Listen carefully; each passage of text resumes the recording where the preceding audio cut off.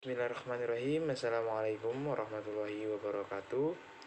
Perkenalkan, nama saya Reza Pratama dengan NPM 2021010283, di mana di dalam video ini saya ingin menyampaikan presentasi untuk memenuhi tugas mata kuliah dari Filsafat Hukum Islam yang diampu oleh Bapak Hervin Yogi Pradikta MHI, yaitu materi tentang substansi hukum Islam.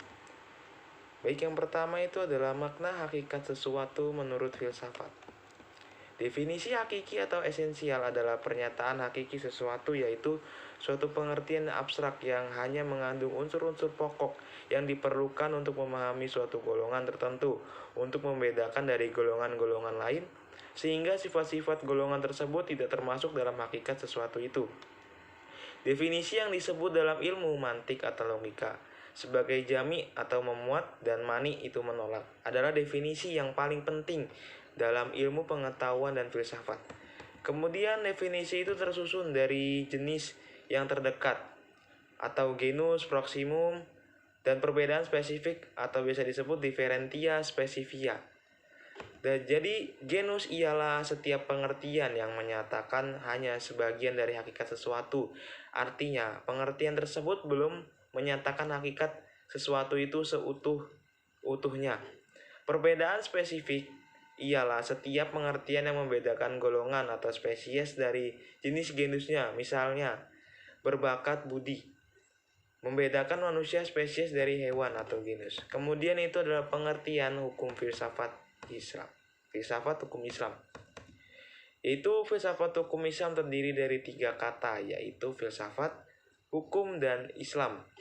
Filsafat hukum adalah pengetahuan tentang pemikiran mendalam, sistematis, logis, dan radikal tentang berbagai aturan yang berlaku dalam kehidupan manusia, baik aturan bermasyarakat maupun aturan bernegara.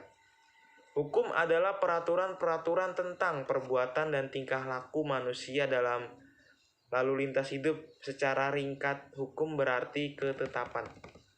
Kemudian adapun pengertian filsafat hukum Islam adalah kajian filosofis tentang hakikat hukum Islam, sumber asal muasal hukum Islam dan prinsip penetapannya, serta manfaat hukum Islam bagi kehidupan masyarakat yang melaksanakannya. Dengan demikian, yang dimaksud dengan filsafat hukum Islam adalah setiap kaidah atau asas atau mabeda atau aturan-aturan pengendalian masyarakat pemeluk agama Islam. Kemudian kaidah-kaidah itu dapat berupa Al-Quran, hadis, pendapat sahabat dan tabi'in, ijma ulama, fatwa lembaga keagamaan. Filsafat hukum Islam diartikan pula dengan istilah hikmah at-tasyri'. Kemudian yaitu adalah faktor yang menjadi ciri filsafat hukum Islam. Yang pertama itu adalah wacana atau argumentasi, menandakan bahwa filsafat memiliki kegiatan berupa pembicaraan yang mengandalkan pada pemikiran, rasio, tanpa verifikasi uji empiris atau perbincangan dengan menutup mata. Kemudian yang kedua itu adalah segala hal atau sekalian alam. Jadi artinya itu adalah semua materi pembicaraan filsafat adalah segala hal, menyangkut keseluruhan yang bersifat universal, tidak ada yang tidak tersentuh oleh pembicaraan filsafat. Kemudian yang ketiga itu adalah sistematis. Jadi artinya itu adalah perbincangan mengenai segala sesuatu, dilakukan secara teratur, mengikuti sistem yang berlaku, sehingga tahapan-tahapannya mudah diikuti.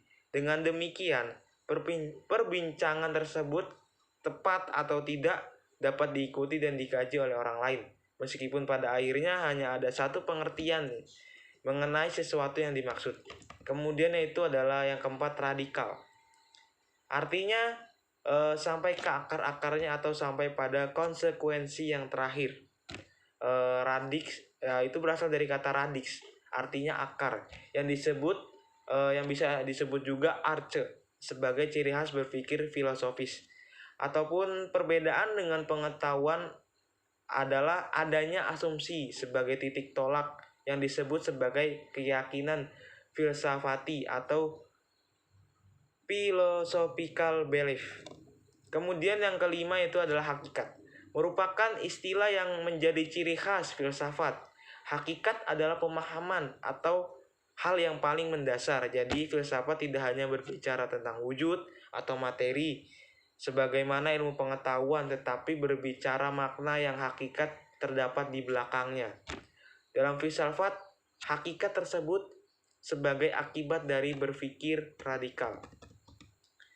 Berdasarkan 5 ciri berpikir filosofis tersebut, dapat diambil pemahaman bahwa filsafat merupakan kebebasan berpikir manusia terhadap segala sesuatu tanpa batas dengan mengacu pada hukum atas segala hal. Bahwa sekalian alam dan segala hal dapat dilihat dari berbagai hal sudut melalui kontemplasi pemikiran sistematis, logis, dan radikal. Kemudian adalah yang terakhir adalah segala hal yang dipikirkan oleh filsuf. Berkaitan dengan hal tersebut, yang pertama itu adalah berhubungan dengan sesuatu yang bersifat metafisik yang tidak dapat dilihat. Kemudian yang kedua berhubungan dengan alam semesta yang fisikal dan terbentuk oleh hukum perubahan. Kemudian segala sesuatu yang rasional dan irasional. Yang keempat, semua yang bersifat natural dan supranatural. Yang kelima, berhubungan dengan akal, rasa, pikiran, intuisi, dan persepsi. Kemudian yang keenam, bersehubungan dengan hakikat yang terbatas dan yang tidak terbatas. Kemudian berhubungan dengan teori pengetahuan pada semua keberadaan pengetahuan manusia yang objektif maupun subjektif. Kemudian yang ke-8 berhubungan dengan fungsi dan manfaat segala sesuatu yang didambakan manusia atau dihindarinya. Kemudian yang terakhir yaitu adalah berhubungan dengan kebenaran spekulatif yang bersifat rasional tanpa batas sehingga berlaku pemahaman dialektis terhadap berbagai penemuan hasil pemikiran manusia. Tesis yang menghasilkan antitesis dan terciptanya sintetis. Baik, mungkin itu saja materi tentang substansi hukum Islam yang dapat saya sampaikan. Kurang lebihnya saya mohon maaf. Wassalamualaikum warahmatullahi wabarakatuh.